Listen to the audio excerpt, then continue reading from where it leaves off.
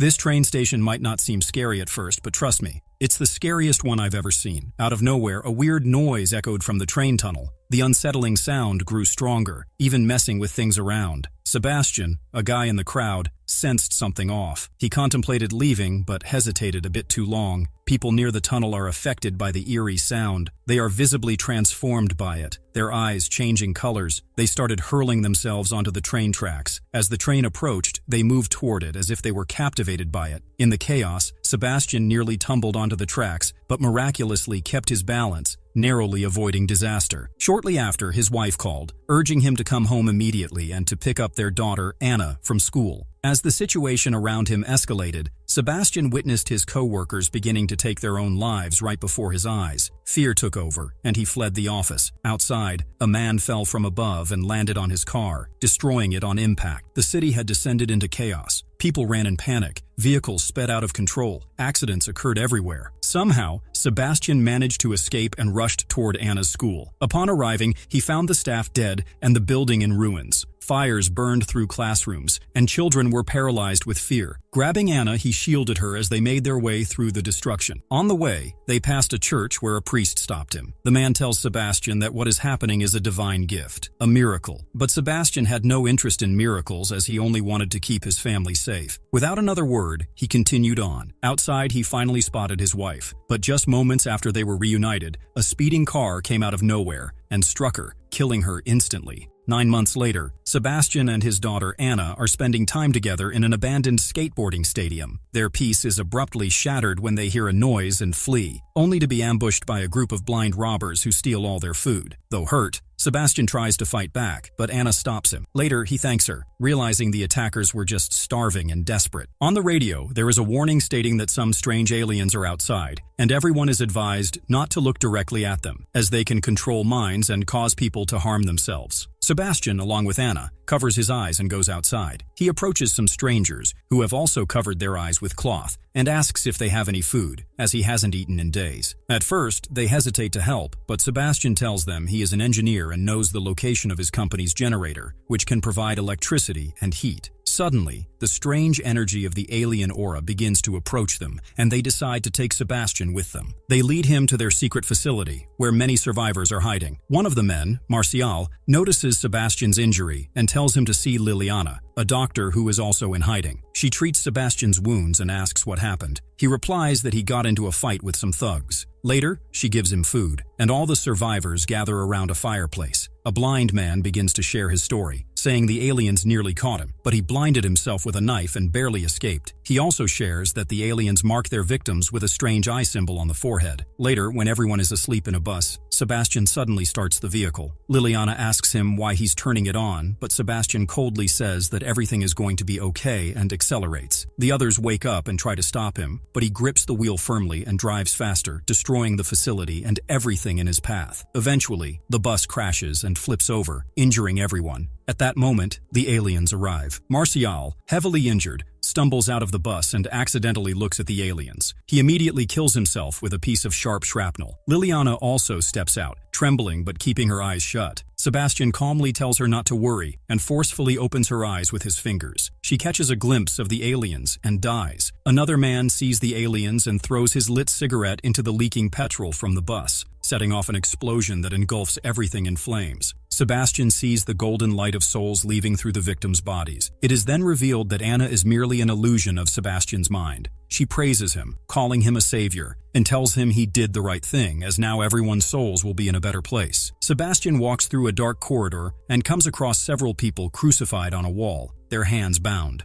Most are already dead, but one man is barely clinging to life. With his last breath, the man whispers that the creatures tormenting them are monsters from another galaxy and that they will kill everyone. But Sebastián, unmoved, quietly insists they are angels. He gently closes the dying man's eyes and watches in his mind as his soul drifts upward into the sky. Moments later, Sebastián sets off in search of his next victims. He notices a woman entering a pharmacy, her eyes covered with cloth like many others who had learned not to look at the aliens. She hears the sound of his footsteps and stops, asking who he is. She introduces herself as Claire. Sebastián begins to repeat his usual lie, claiming he's starving and hasn't eaten in days, but knows the location of a functioning generator. Soon, two of Claire's companions, Rafa and Octavio, arrive with their two dogs. Suspicious, they argue against taking in another stranger, but Claire is intrigued by Sebastián's mention of the generator and insists he could be useful. Just then, the alien presence draws near, leaving them no time to argue. They're forced to take Sebastián with them and flee to their hideout, which is a secured nuclear bunker. Inside, Sebastián is introduced to the rest of the group. Among them is Sofia, a young German girl, and an older couple, Isabel and Roberto. Claire gives Sofia a piece of chocolate she had brought from outside, lighting up the little girl's face with joy. Rafa and Octavio pull Sebastián aside, pressing him for more information about the generator. In Sebastián's mind, Anna warns him not to reveal the truth and urges him to lie and get them outside as soon as possible. He follows her advice and admits he made up the story about the generator. Infuriated, Rafa and Octavio prepare to throw him out of the bunker. But just as they're about to remove him, Sofia intervenes, speaking in German. None of the others understand her, but Sebastián translates,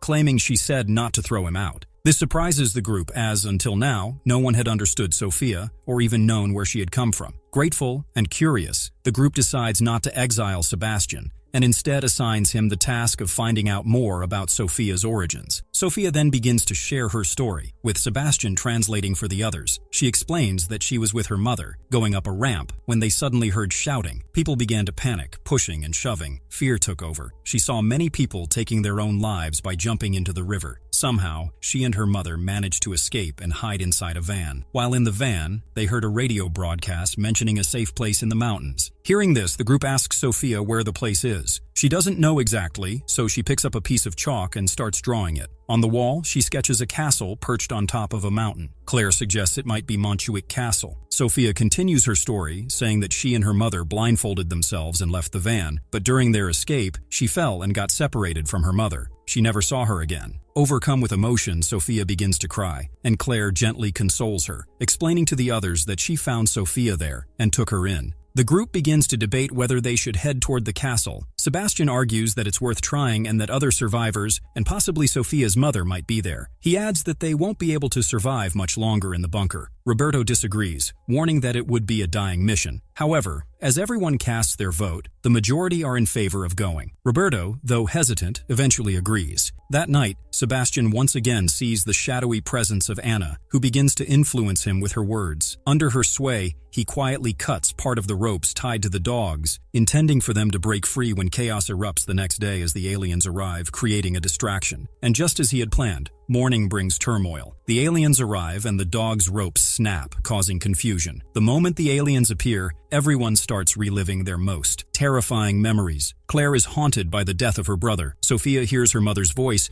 gently urging her to take off her blindfold. Just as she starts to reach for it, Octavio steps in and stops her in time. Elsewhere, Rafa is frantically searching for his dogs. When he fails to find them, he becomes desperate, removes his blindfold, and looks directly at the aliens. Instantly overwhelmed, he smashes his head against a car windshield, killing himself. Claire, still trapped in memories of her brother, sits holding her head, paralyzed by the mental torture. Octavio tries to bring her back to her senses and looks for a safe zone to move everyone. Meanwhile, Roberto searches for Rafa but is bitten hard by one of the dogs who is now under alien control. Blood gushes from his arm. Octavio calls out to the group, urging them to move toward the safe zone. He calls out loudly for Rafa but can't find him. Claire painfully tells him that Rafa is dead. Hearing this, Octavio breaks down, devastated. Back inside, Isabel tends to Roberto's wound. As she bandages his arm, Roberto mutters that he heard she had cheated on him. Isabel assures him it's not true, and it's the aliens planting false memories to distort his mind and weaken him emotionally. Later, Octavio explains that he believes the aliens may have come from some kind of quantum realm. He theorizes that they change their physical form based on people's deepest fears and use those fears to control their victims. Claire opens up about her brother. He had suffered from clinical depression, and despite being a psychiatrist herself, she had been unable to help him.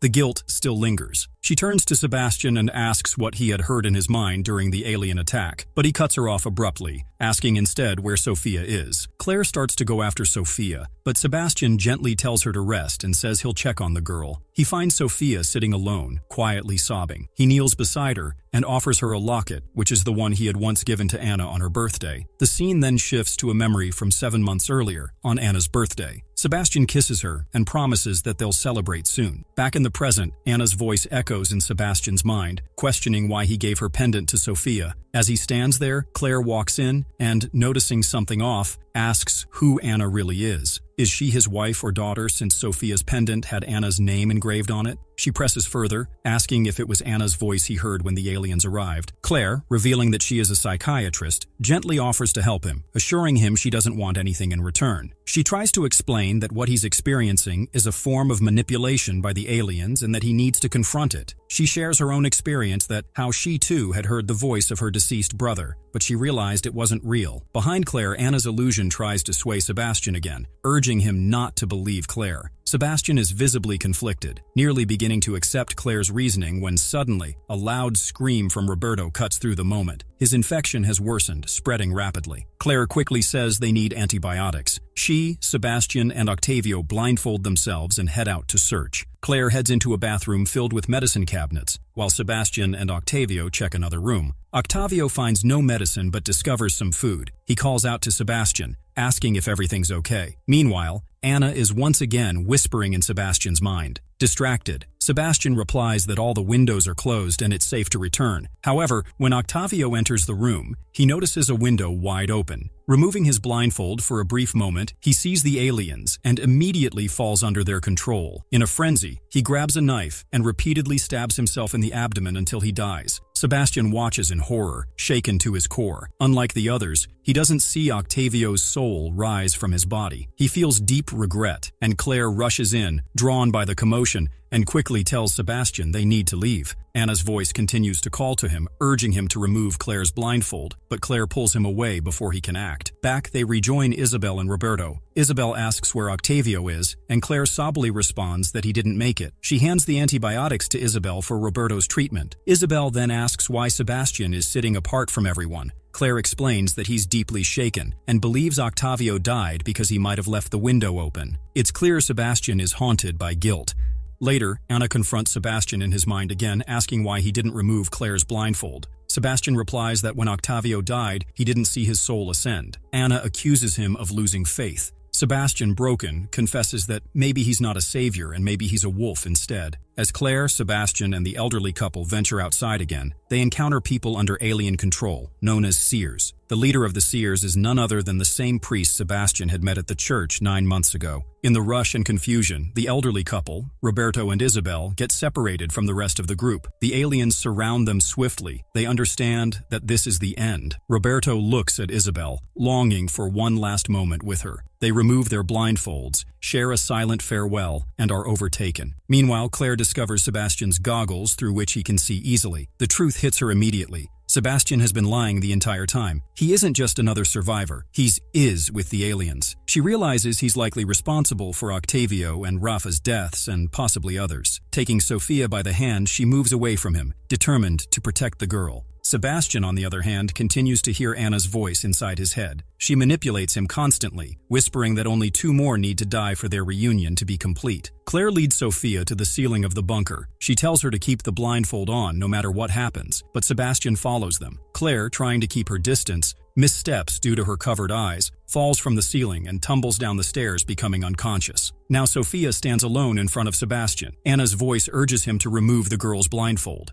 He reaches out, nearly giving in, but emotion overwhelms him. He can't do it. He doesn't want to hurt Sofia. Instead, he embraces her. Something inside him shifts. For the first time in a long while, he begins to feel human again. A flashback unfolds. 7 months earlier, on Anna's birthday, Sebastián is celebrating with his daughter. The joy doesn't last. The priest invades their home. He takes Anna and Sebastián to the ceiling. There, he smears ink in the shape of an eye onto Anna's forehead and forces her to open her eyes. She falls under the influence of the aliens and throws herself off the edge. Sebastián is shattered. He looks at the priest in rage, but then makes eye contact with the aliens. That's all it takes. They take control of his mind. Anna's spectral form appears beside him, holding his hand, telling him they will be reunited. Back in the present, Sebastián returns to Claire and Sofia. He tries to explain, to express his remorse. Claire doesn't trust him and keeps her distance, but Sebastián insists he was deceived. He truly believed he was chosen, but now sees it was all a lie. He only wants to help them survive.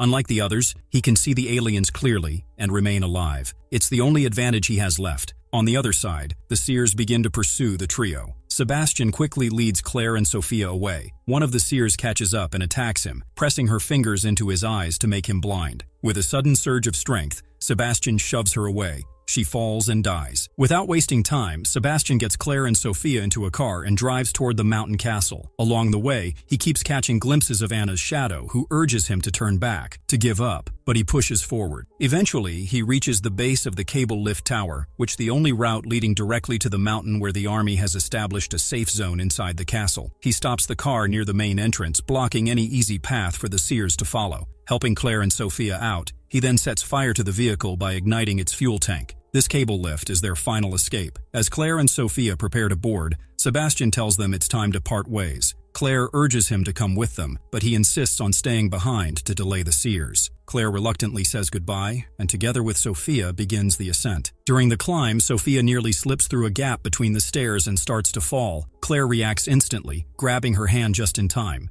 Realizing they won't make it otherwise, she removes her blindfold to help guide them to safety, knowing full well the risk. Meanwhile, the father arrives with his followers. Just as they reach the car, it explodes in a massive blast with flames and smoke erupting everywhere, cutting off their path. Enraged but undeterred, the father calls out to Sebastián, claiming he has been chosen for a greater purpose by the aliens. He urges Sebastián to surrender and join their divine mission, but Sebastián stands firm. He refuses. He tells them he is no slave to those creatures and never will be. Gripping a metal rod in his hand, he prepares for battle. With defiance in his eyes, he declares that he does not believe in their false god. Meanwhile, Claire reaches the top of the chairlift tower and attempts to start the lift, but she quickly realizes the power supply is out and the lift won't operate. A new idea strikes her, and she notices a large bell nearby. She begins ringing the bell loudly, hoping to attract the aliens. The sound catches the attention of the aliens, and they begin to approach. The energy from the aliens activates the chairlift, bringing it to life. At the same time, Sebastián's mind begins to be overtaken by the alien influence. It tries to convince him that the father is here to free them all, to lead them to freedom.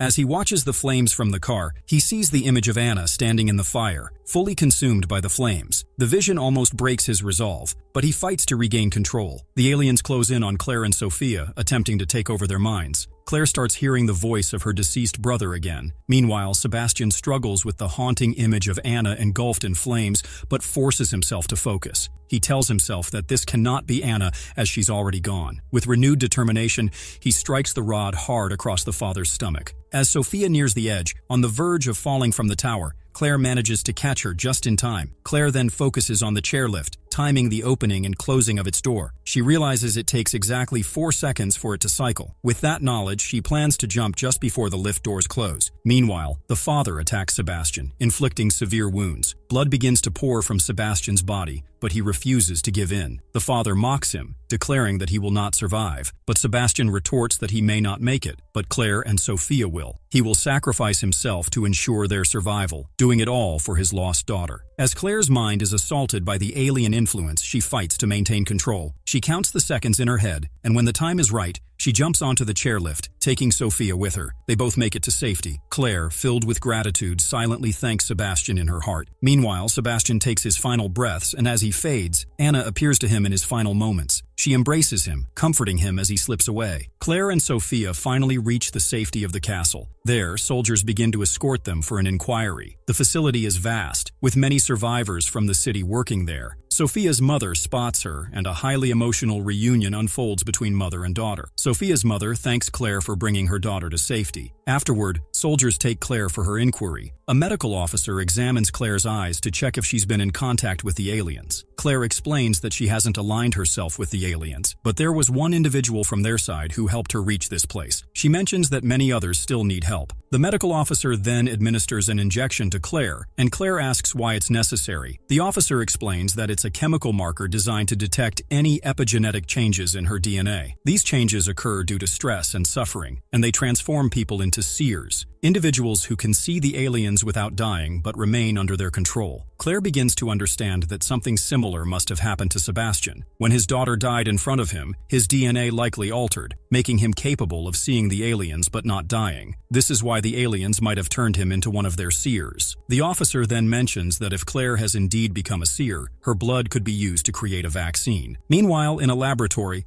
Two Army scientists are using the blood of a captured seer to create a vaccine. They've been testing it on rats, and so far they've managed to keep the rats alive for 48 seconds after showing them an alien shadow. However, they've now developed a new seer compound they believe can extend the rat's survival to 1 minute. They apply the new compound to the rats and test it, but the experiment fails once again, and the rats die quickly. Meanwhile, the seer continues to cry out repeatedly, desperately wanting to see the aliens. And so the story ends.